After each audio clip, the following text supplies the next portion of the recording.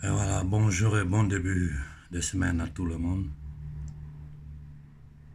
Ce qui s'est passé au Mali, ce qui s'est passé au Mali là, comment vous appelez ça? Hein?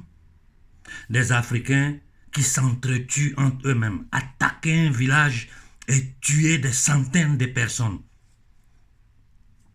Dites-moi quelles sont les motivations qui poussent les Africains à se massacrer entre eux. Moi, je ne comprends pas. Quelles sont les motivations? Parce qu'au Mali, là-bas, là, il y a quelqu'un qui peut dire qu'il est seulement pur Bambara, ou seulement pur Peul, ou seulement pur Dogon. Depuis des siècles, nous sommes mélangés. Les ethnies se sont mariées entre eux. Quand tu vas en Côte d'Ivoire, il n'y a pas une famille d'Akan où tu vas rentrer, tu ne vas pas trouver une fille et un fils qui est marié à un Djoula. Mais c'est quoi tout ce bordel-là? C'est quel peuple ça? L'exemple du Congo, du Cameroun, du Rwanda, ça ne nous sert pas à quelque chose. Je vous ai toujours dit que notre problème à nous, ce sont ceux que vous appelez présidents politiciens. Ce ne sont que des mécréants. Ce ne sont que des mécréants qui vivent sur la division, la corruption. C'est honteux. Mais quand les Occidentaux nous voient en train de nous massacrer entre nous comme ça, qu'est-ce que vous voulez qu'ils pensent de nous? Qu'est-ce que vous voulez qu'ils pensent de nous? J'ai dit au peuple malien, allez Ouli, pour défendre votre terre. Si vous ne vous levez pas pour défendre votre terre, Ibeka va vous mettre dans des problèmes. La Côte d'Ivoire, c'est qu'Alassane a combiné, ça est sous les yeux de tout le monde. Et je vous le répète, ni Alassane, ni Soro, ni Afi, ni Bédier ne feront rien pour la Côte d'Ivoire. Ce sont tous des vendus au service des impérialistes. Et vous le savez. Vous faites semblant de ne pas savoir. Vous le savez. Vous suivez des gens par appartenance ethnique ou par appartenance religieuse. Ça fait combien d'années on vous dit ça? C'est quoi ça? Hein? Aujourd'hui, le Mali n'existe plus. Si les peuples se lèvent pour dire qu'ils vont se venger là, où on va finir avec ça? Ce maudit de Ibeka qui va pleurer en France pour je suis Charlie là, en première ligne. Il pleure comme un enfant. Comme si c'est sa mère qui était décédée. Nous ne pouvons rien tant que nous restons dans ce paradigme qu'ils nous ont imposé. Vous avez vu au Sénégal, Macky Sall a gagné. Et si on arrive aux élections en Côte d'Ivoire, je ne pense même pas qu'on va y arriver. Ils vont foutre le bordel avant ça. Alassane va rester au pouvoir. Ou Alassane reste au pouvoir, ou c'est la guerre civile qui déclenche. Nos parents sont morts il y a quelques années de cela. Vous avez vu comme la France a attaqué, tué les enfants sur le pont. Vous avez vu comme la France a attaqué la présidence de la Côte d'Ivoire. Déporté Gbagbo Laurent, humilié sa femme. Dans un silence total. Ceux que vous appelez présidents, ils sont assis, ils ont tellement volé, ils savent que leur doigt est dans la bouche de ces Occidentaux. Ils ne peuvent pas parler. Ils sont restés silencieux, ils ont assassiné, massacré Kadhafi sous nos yeux. Personne n'a parlé. Et des imbéciles qui sortent pour dire, ouais, c'est le FPI qui va organiser. De quel FPI vous parlez? De quel FPI vous parlez? Voilà Gbagbo, il est otage ici en Occident, il ne peut pas rentrer chez lui. Pendant qu'Alassane, sa femme et le fils de sa femme sont en train de jouir des biens de la Côte d'Ivoire. Et vous êtes là encore, vous êtes derrière. Mais ça, c'est quel peuple maudit ça là? Où vous voulez arriver avec ça? Et je vous dis, vos conneries de guerre, ne me mettez pas dedans. Depuis le départ, ma position est claire. Moi, j'ai dit, nous devons nous lever et occuper toutes les ambassades de France en Afrique. C'est la seule solution que nous avons pour faire trembler ce monde-là. Tant qu'on ne fait pas ça, on n'ira nulle part. C'est quoi ça? Ce matin, très tôt, je suis sorti pour aller croiser des jeunes Africains. Parce qu'ils m'ont signalé certaines choses. Le peu d'argent que j'avais dans ma poche, je leur ai laissé ça pour manger. Des enfants de 17, 15, 19 ans, 20 ans qui n'ont pas à manger. Ils t'expliquent dans quelles conditions ils vivent. Mais où est notre dignité? Et regardez toutes les lois qui sont en train de créer en Europe pour tenir ces enfants-là dans des conditions de non-vie. Partout en Europe, on est humilié, maltraité. Chez nous, on ne peut pas. En dehors, on ne nous veut pas. Regardez en Libye ce qui se passe sur les Noirs. Et vous êtes là, vous parlez de partis politiques. Mais ça sert à quoi? Où nous nous levons et nous faisons une révolution globale en Afrique pour dire à ce système féodal, criminel, impérialiste, esclavagiste que ça suffit. Nous n'accepterons plus ça ou bien nous perdons le temps.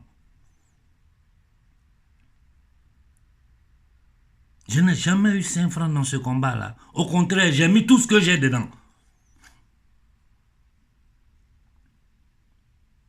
Où nous voulons arriver avec ça?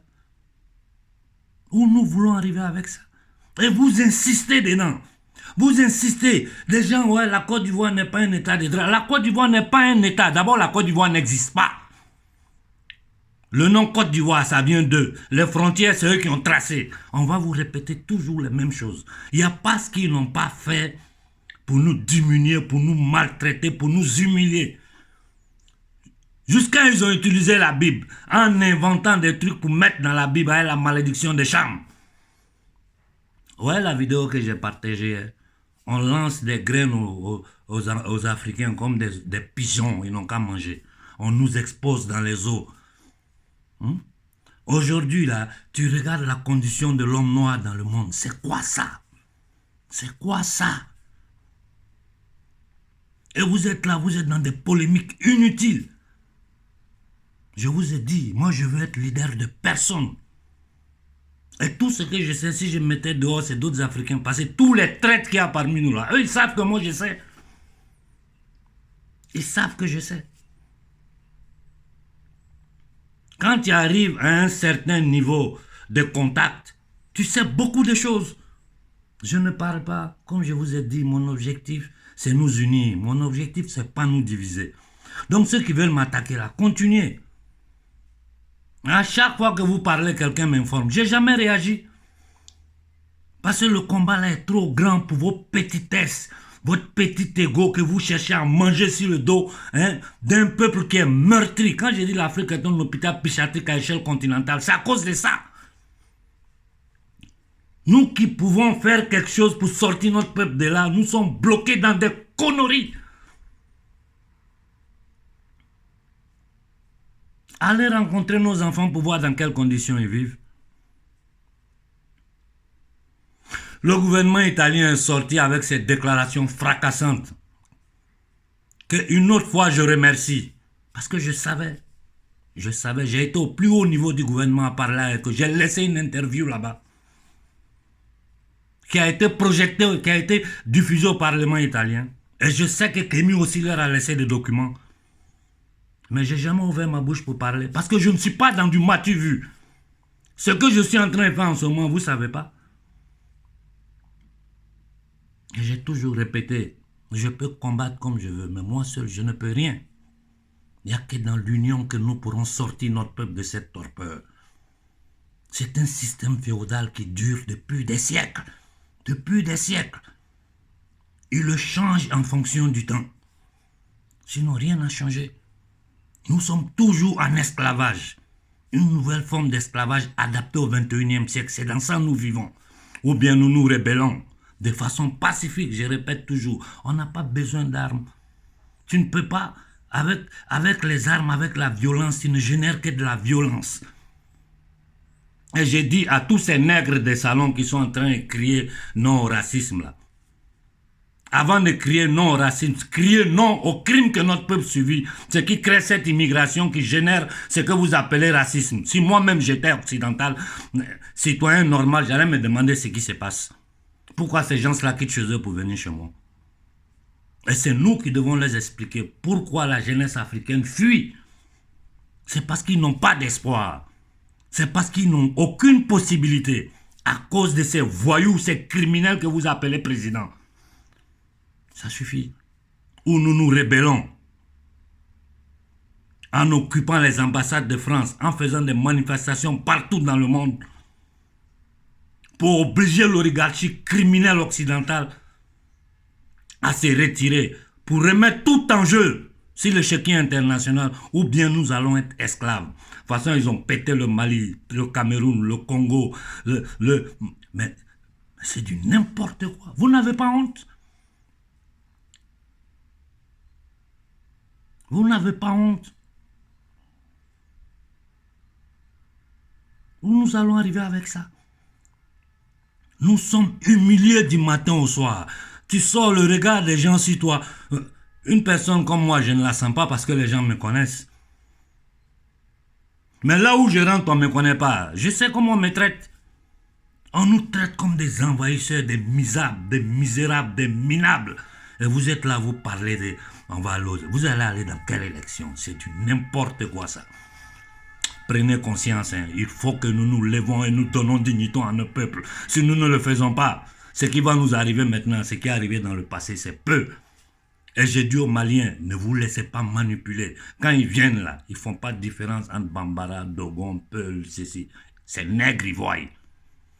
Donc c'est inutile de vous entretuer. Voilà ce que j'avais à dire ce matin. Bonne journée à tout le monde.